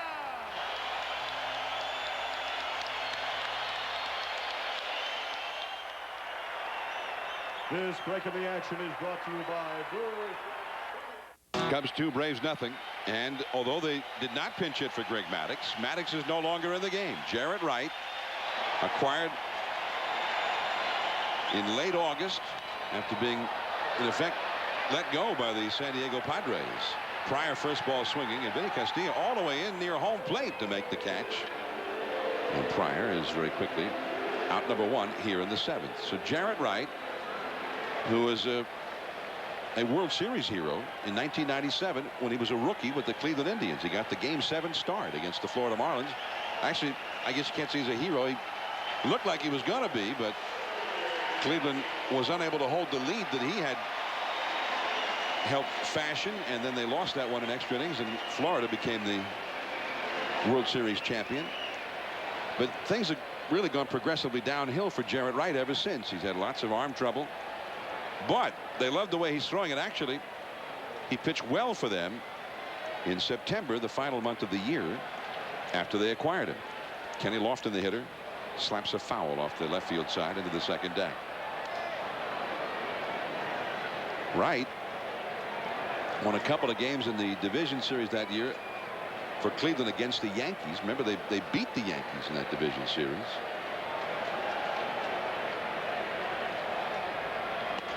And that one misses. And then he pitched 2 games in that World Series. Won the first one, ended up with no decision in Game 7. And it's been like a fight ever since for him to try to get back after all the arm problems. But he's throwing hard. 94-mile-an-hour fastball there. 2-1 to Lofton. Wright still only 27 years old. It's interesting that Maddox is gone, Joe. I mean, threw 90 pitches, and he just had retired the side in order in the 6th inning. They did not pinch hit for him. Well, I thought the 6th inning was maybe his best inning because he really placed the ball exactly where he wanted. Wright throws out Lofton. That's out number 2. Now an update on Gary Sheffield's condition from Gary Miller. John, I talked to Jeff Porter, the Braves trainer, and it is not broken, just a bad bruise, but he didn't hurt the hamate bone. They worked it out. They didn't feel the need to take x-rays, and he was gripping the bat between innings, and he's ready to go, but it was scary. Yeah, it was a horrible sight, and obviously still looks pretty tender, Joe. Well, that was before he went out to play right field the last inning, because again, I watched him play catch, and he seemed to be able to handle the hard throws that were being tossed at him. This is Grudzielanek. He's 1 for 3. Had that bunt hit in the 1st inning. Andrew Jones circling under it, coming in now. The wind knocks it down, and that is the inning. So Jarrett Wright retires the side in order. Now to the 8th inning, the pitcher's spot, then the top of the order. The Braves are down by 2. In our Division Series studios, we may see series end tomorrow. Giants, they can be eliminated. The A's could eliminate the Red Sox. The Yankees and Twins start things off at 1 o'clock Eastern Time. Baseball tonight comes up just before that for a full hour at noon Eastern Time to set the table. Inside this series, they're going to go with Roger Clemens, 11-5, great ERA in the Metrodome. Just be careful of the balls that get lost up on the roof, and Minnesota believes they're as good as home at anybody in the postseason right now. Clemens and Kyle Oates, we'll see you at noon on ESPN, John. All right, thanks, Carl. Big day tomorrow. Now for Atlanta, Mark DeRosa, who drove in the winning runs, filling in for Marcus Giles in Wednesday's ball game. A 2-run 8th inning double against Dave Veers. And as you pointed out, Joe, looked like it wasn't really a bad pitch by Veers either. No, it was not. He hit a good pitch. I think if you're the Braves now, you have to make sure you don't start swinging for the fences. You still have some outs, and it looks like it might be a good start. Lofton cannot get to it. Backing up is Sosa. DeRosa's trying for 2, and he's going to make it. So great base running by DeRosa, turning that into a double. And that's what you have to do. If you're the Braves, you say, look, we just have to try to get the tying run to the plate and move some guys around. I mean, they have been shut down by Pryor, but you get 27 outs. That was a little slide piece that just stayed inside there and didn't do a lot. And he inside outed it to right field. And a nice try there by Lofton, but really no chance to make that play. And as Bobby Cox said, DeRosa can hit. And DeRosa easily beat the wide throw to second. And here is Furcal. Bunting, but popping it foul and out of play. Bunting for a hit. A smart play, but it's very difficult to bunt a guy that throws as hard as Pryor. DeRosa with that double, by the way, is the first Brave to get past first base since the first inning when Pryor walked 2 straight hitters with 2 down. We'll see how they're playing it defensively. The third baseman Ramirez in on the grass. The first baseman Simon is even with the bag, shortened up. Cubs are going to get something going in their bullpen now. Strike, and it's 0-2. Furcal has been kept off the bases tonight, which is always important to derail that Atlanta offense if you keep him from getting on. Crowd rises to its feet. Tries to put him away with the hard breaking ball in the dirt. Knocked down by Miller. Still DeRosa holding at second. In the Cubs bullpen, a right-hander and a left-hander have started to warm up. The right-hander, Kyle Farnsworth. The left-hander, Mike Remlinger. Braves also have activity going as DeRosa just pinch hit for the pitcher, Jarrett Wright. Furcal has grounded to second, popped to second, and struck out. Now, Pryor came into this inning having thrown 102 pitches in the game. He had a 9-pitch 7th inning. That will move DeRosa to third as Grudzielanek throws out Furcal. 1 away. Marcus Giles coming up next. Well, he went away with a fastball, then he came back in with this fastball, and he just jams him. See the target's inside. Hits the inside corner, and he gets the out. But you have to give Furcal a tap of the hat because he got the runner over to third base. So a productive out there. And remember, if you can get 1 runner in here, get the run in, you know, going to the 9th, only 1 run down is a big difference from going there with 2 runs down. So even this late in the game, they don't have to get both of them right now. No, you still will keep the pressure on the Cubs to get you out. The middle infield staying back, normal depth. The ground ball could get a run home here. Marcus Giles, and blocked like a hockey goaltender there. Damian Miller keeping that ball in front of him, keeping the runner from scoring. Well, Giles hit a home run off of Kerry Wood in Atlanta. It was a fastball in. The base hit he got the other day to tie the score was a fastball in. They've been trying to stay away from him most of the evening. 1 ball, no strikes. 1 out, runner at third. Ooh, man. The gas. 1 ball, 1 strike. And Giles is a good fastball hitter. Good middle end fastball hitter. That's DeRosa. Over at third. DeRosa and Giles have been knocking in the Braves runs in this series. Strike 2 on the outside. And that's exactly the way they pitched him in the ball game tonight. Just stay away from him. The Braves have scored 7 in the series so far. DeRosa and Giles have knocked in 4 of those 7. Giles trying to knock in DeRosa right here. Crowd on its feet. Too high on that one.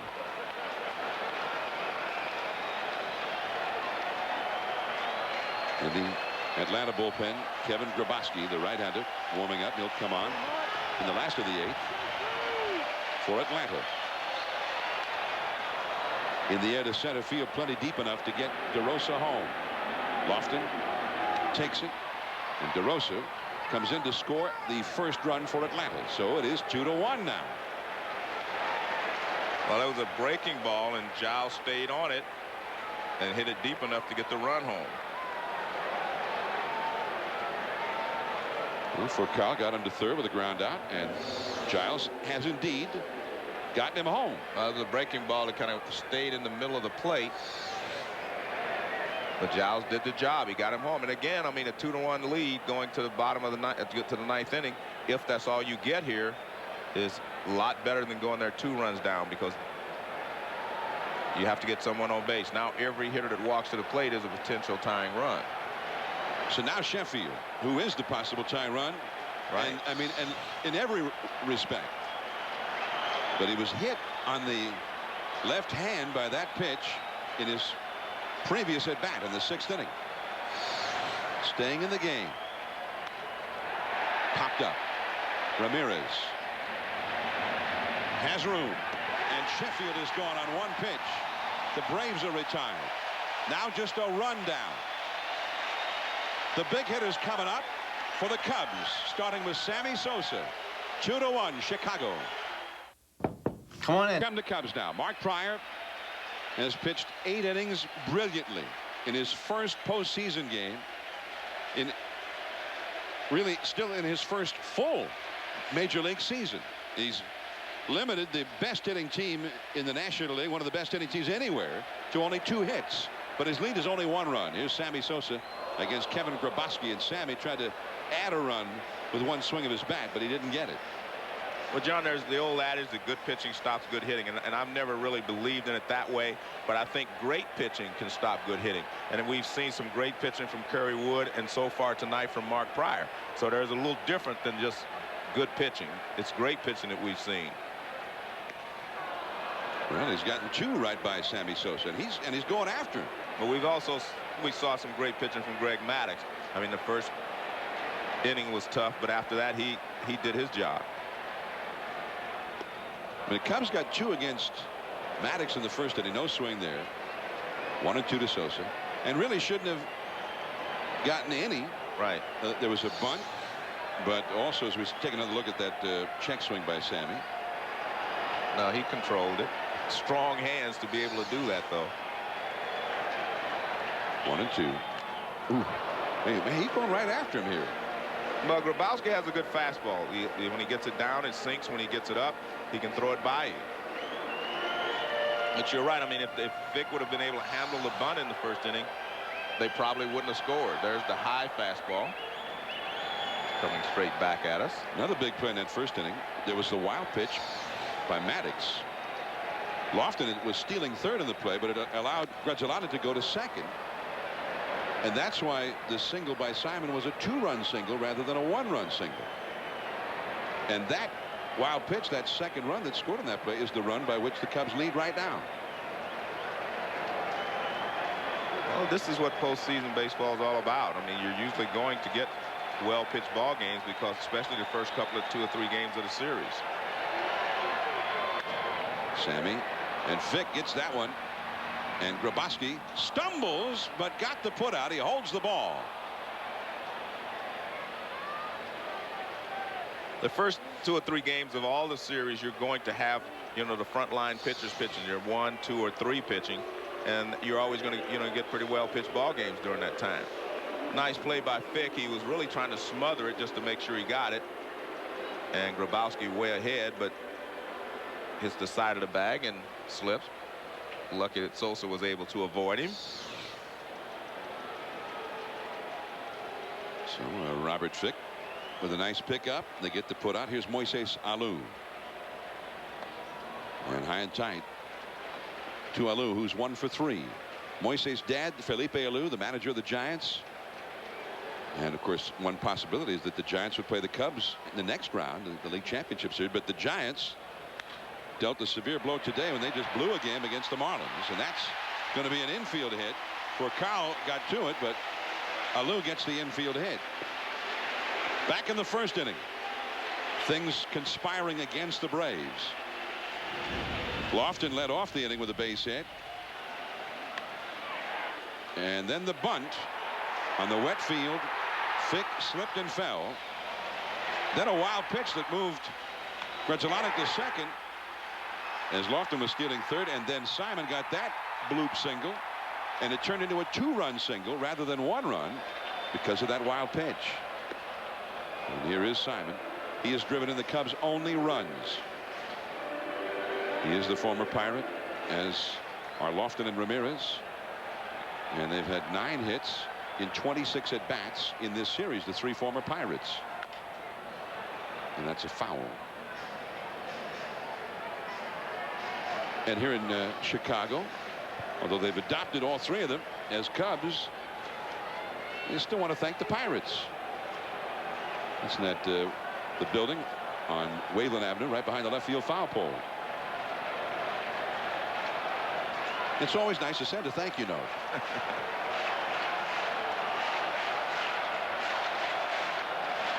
Sports Center right after the ball game.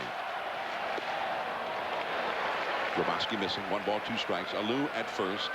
Simon the hitter. The Cubs have 7 hits in the game. Dusty Baker. I mean, all 3 of these games have been real tight and tense. 2-1 the score tonight. There goes Alou. Great jump. And that was plenty good enough to steal it. It wouldn't have mattered if Furcal had caught the ball. Well, he had a great jump at first base.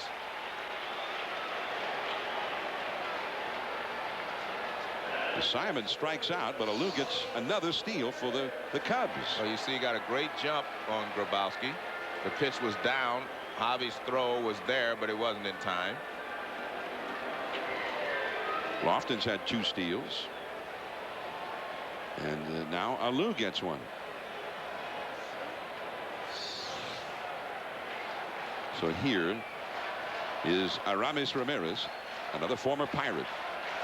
He drove in 106 runs during the season. Got a chance to drive in 1 here, which would be big if he can do it. Grabowski trying to prevent that from happening. He was late on that fastball. A foul into the upper deck. Off to the right.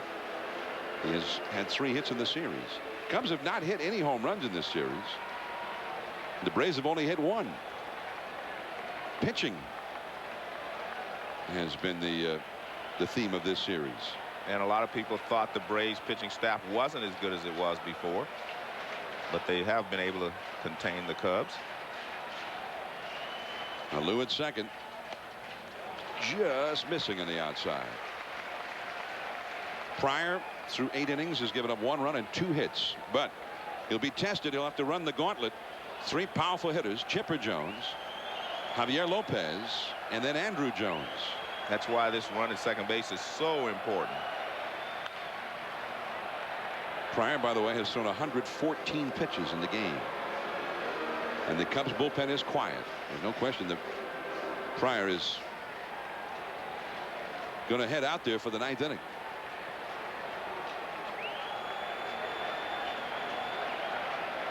Well, you wondered at the beginning whether, this big stage would overpower him.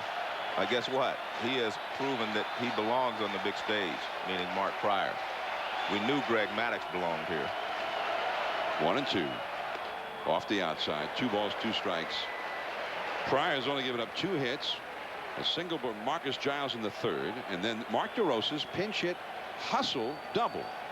And then the Braves manufactured a run out of that. Ground ball to second and then a fly ball, and DeRosa got home. Otherwise they wouldn't have any runs at all. Right center field. Andrew Jones racing back, and that ball is off the ivy. Alou has scored, and the ball is stuck in the ivy. The ball disappeared in the ivy. And the Cubs get that big run. The Pirates are beaten up on the Braves in October in Cubs uniforms.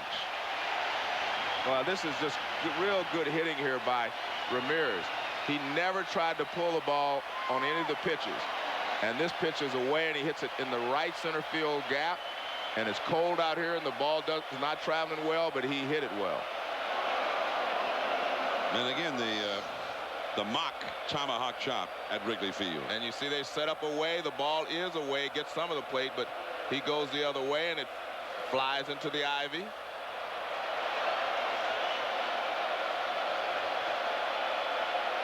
And once it stays in there.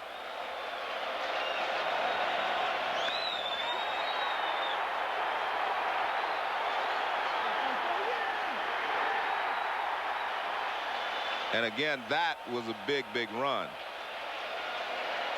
So the run that the Braves had to scratch and claw their way to get, the Cubs have gotten right back. Well, that allows Mark Pryor to make a mistake even if they do not pick Ramirez up from second base. But allows him some margin for error that he would not have had going into the ninth inning with a run lead. It helps Dusty Baker out tremendously. And Grabowski allowing Moises Alou to get that big jump. I mean Moises, he runs well, but he's not a but he had a great prototype jump, base stealer. But the fact that he stole that bag, that's why he scored on that play. Because it would have been a ground rule double, and he would have been at second and third if he would have still been at first base. The Pirates, the former Pirates, have knocked in 3 runs, and the Cubs lead 3-1. Ramirez, who drove in 106 in the regular season, and now he gets his first postseason RBI, and Alex Gonzalez has a count of 3-0. Cubs do not have a position player on their current roster who has played his entire career for the Cubs. They have 5 pitchers who have done so, but no homegrown position players on the roster. Now they're going to walk Gonzalez intentionally and start over again with Damian Miller with a fresh count. First and second, 2 down, a run in for the Cubs. Here's Miller, who's 0 for 2 with a walk. The Braves have 3 players who played only for Atlanta in their career: Javi Lopez, Chipper, and Andrew Jones. All 3 of them have actually played at least 1,000 games in the big leagues for Atlanta. Here's Damian Miller. 2 on, 2 out. Grabowski throws him a strike. And John, what I meant by giving Dusty Baker some leeway, what he's done now, he started Borowski to warm it up. What that means is if Pryor gets in any trouble, he can go to the bullpen and bring him in. But he was going to stick with him with a 1-run lead. He was going to let him try to wade through. And a bloop foul off to the right. In the Atlanta bullpen, Will Canane is the right-hander, and Ray King is the left-hander. Troy O'Leary actually has come out on deck now with Pryor due up next. See, I think that gave Dusty some leeway to make this decision. You know, he feels comfortable with Borowski with a 2-run lead. I think he felt more comfortable with Pryor with a 1-run lead. So Ramirez RBI here has had a lot of impact. Other effects. Right. I really think it lifted a lot of the weight off of Dusty Baker, having to make the decision: do I send Pryor back out there with as many pitches as he has thrown, you know, or do I get someone ready in case he goes back out there and gets in trouble? I think at this stage he'd really prefer Pryor not to have to throw that many more pitches. Right. He's thrown 114 already tonight. Now it is 2-2 to Miller. O'Leary is out on deck. By the way, those 3 former Pirates tonight, just in this game, they've had 5 hits and 12 at-bats with the 3 RBIs and a run scored. 2 RBIs from Randall Simon in the first. Kenny Lofton has scored one of those runs. He had 2 steals. And, of course, Aramis Ramirez had just knocked in run number 3. And he'll be off and running at the crack of the bat, trying to score another one here with 2 down. But Damian Miller is down on strikes. Last chance for the Braves. Here in game 3, Chipper Jones, Javi Lopez, Andrew Jones, 3 sluggers coming up, but it is now 3-1 Chicago.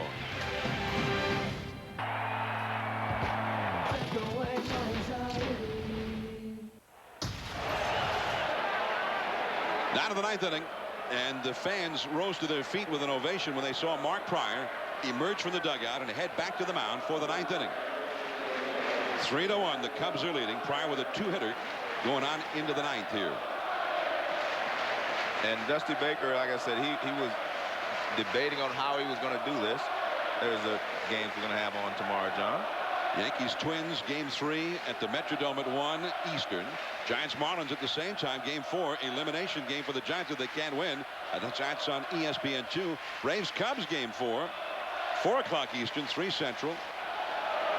And then tomorrow night Joe and I will be at Fenway Park for the Athletics and the Red Sox. Boston must win to stay alive.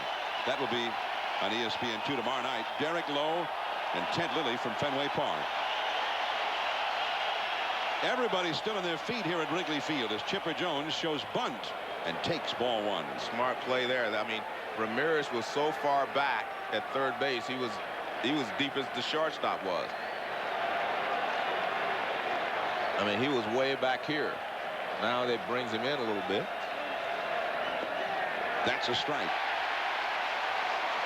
After Pryor took the mound, the fans, having initially given him an ovation, started chanting his name, Pryor, Pryor. And just a moment ago, another Pryor cheer was going on.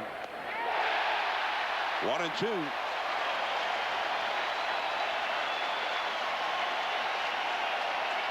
Chipper Jones 1 hit in 10 at-bats in this series. 0 for 2 tonight with a walk. And that breaking ball down and in. 2-2. The last time a Chicago Cub pitcher pitched a complete game in the postseason, it was the 1945 World Series.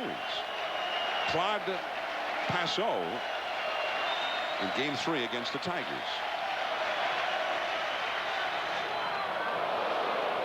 And I don't know, Joe. Is Pryor showing signs of fatigue here? 3-2. Well, I think he came with the right pitch there. He was trying to throw a fastball just to keep from going to 3-2. Big pitch here because I'm not sure what Dusty will do if he doesn't get Chipper Jones out. Popped up foul, and that's going to go back out of play. Now, if Chipper reaches, Javi Lopez, who hit 43 home runs this year, would be the possible tying run. He's on deck. And Javi has actually swung the bat pretty well against him. He doesn't have a lot to show for it. After the first time up, he struck out, but he hit a hard ground ball to shortstop, and then he hit a real hard ground ball to third base his last time up. Andrew Jones due up 3rd in the inning. 3-2. But right there, Gonzalez, after juggling it, he throws him out.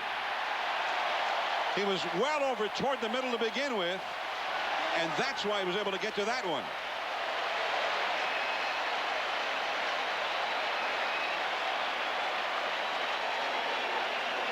They've had some tough hops on this infield tonight. Look at this, right in between hop. I mean, he catches it with his stomach, stays with it, and fires a strike to first base. And Dusty makes the play with him. Because remember, Chipper Jones runs well.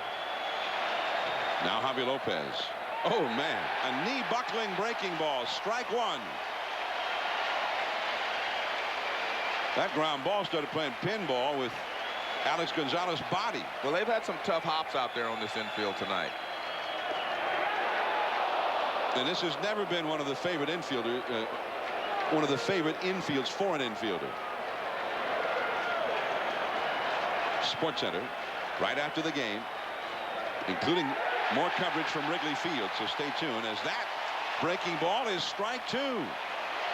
John, when you look at these two pitchers for the Cubs, Pryor and Curry Wood, I mean, these are two thoroughbreds. That's what you want. These are the guys that you can build everything around. Struck him out. But Miller does not know where the ball is, and Lopez reaches base. Lopez chased a curveball. It must have been a foot outside and in the dirt, and then it got away from Miller, and he didn't know where it was. Well, if you're the Braves, you say, well, this is what we hoped for. We wanted to have the tying run come to the plate, and they do have the tying run in Andruw Jones. Borowski up in the bullpen, ready if needed. Larry Rothschild is going to go to the mound to talk to Pryor. Well, this is about a 60-foot slider, and you're surprised that Javi swung at it because it never starts even in the batter's box almost. It's in the left-handed batter's box, and Javi swung at it, and you see the ball bounce away, and Miller does not know where it is. And that's one of those pitches where you'd been better off if he didn't swing at it, but the Braves got a break there by having him swing at it.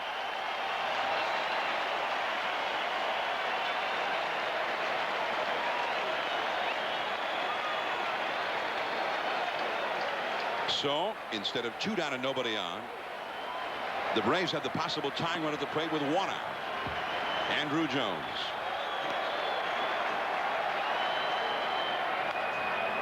And that's a foul off the third base side by Andrews. Walked twice and struck out once. You saw Will Canane get up in the Atlanta bullpen just in case. 3-1 the Cubs lead. Cubs, Mark Pryor has allowed only 2 hits in this game. But he's walked 4, hit a batter, and now a batter has reached, even though he struck out, reaching on the wild pitch.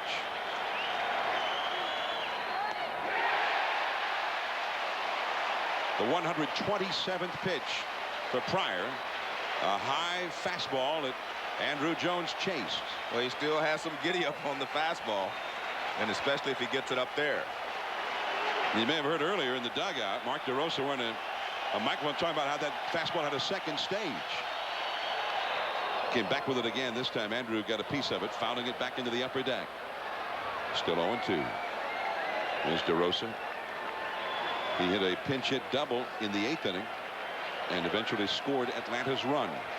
But they are trailing 3-1 here. Andruw Jones, who had 36 home runs during the season. Javi Lopez, the runner at first. Pryor went back onto the grass as if to collect his thoughts for a moment. Strike 3. Again, the breaking ball.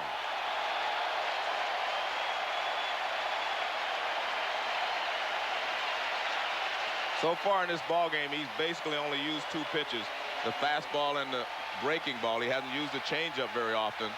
But when you have 2 dominant pitches like that, you do not need a 3rd pitch. And right-handers are just at his mercy sometimes. 2 down. And the Braves' last hope now is Robert Fick. He is grounded into a double play, flied to right center, and flied out to deep left. Pryor has thrown 129 pitches. Fick 0 for 3 tonight, 0 for 9 in the series.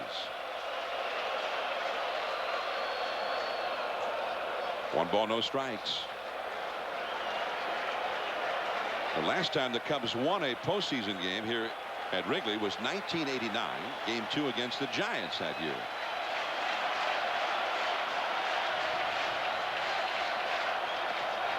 Two 2-0.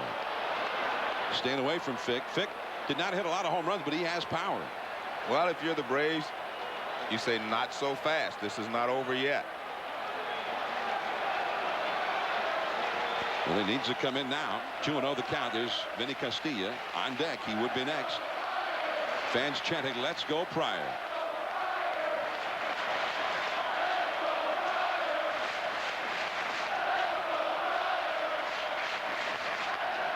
That foul will go back out of play into the upper deck. The 132nd pitch for the 23-year-old Mark Pryor. He's got a 2-hitter going against the best hitting team in the National League.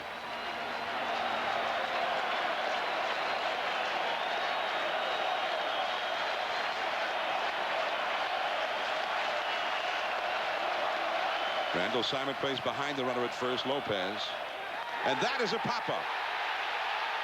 Grudgelotic.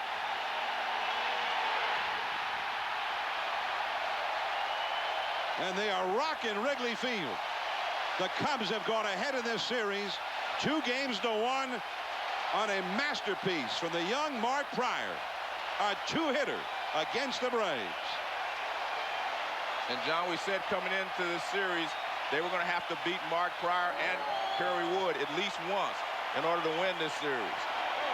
And that's not a good proposition right now. I mean, Kerry Wood pitched a fantastic game in Game 1. Now here in Game 3, Mark Pryor pitches a great game.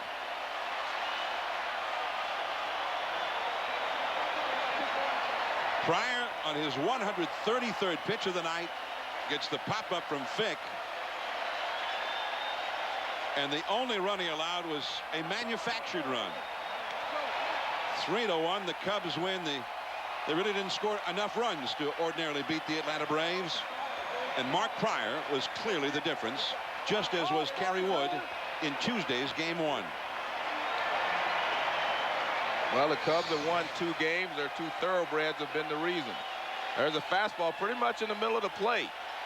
But when you have a good fastball like he has, you can make mistakes in the middle of the plate and get away with it. There's Dusty Baker. He says, I've been here before. Just as did the young Jim Palmer in the '66 World Series when he beat the veteran Koufax. We have seen one of the great young pitchers in the game beat the great veteran tonight, Pryor over Maddox. Now stay tuned. We're going to have more from Wrigley Field. 3-1 the final.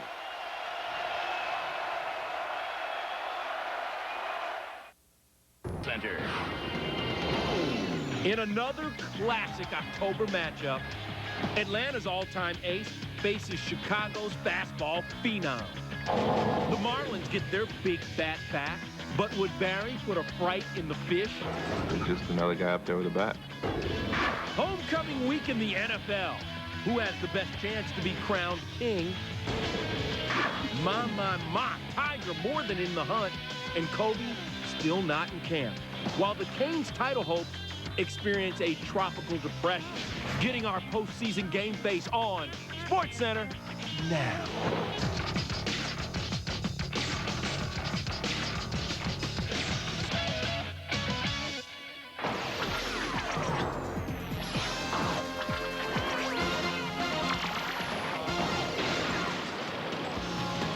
Hello and welcome to the party known as SportsCenter. Alongside John Anderson, I'm Kevin Frazier. Really enough about us. The Cubs have just taken a 2-1 lead in their series with the Braves. Now we take you right back to Wrigley Field. Gary Miller with the man, Mark Pryor. Yeah. Thanks a lot, Brian. And Mark, I mean, they're still here.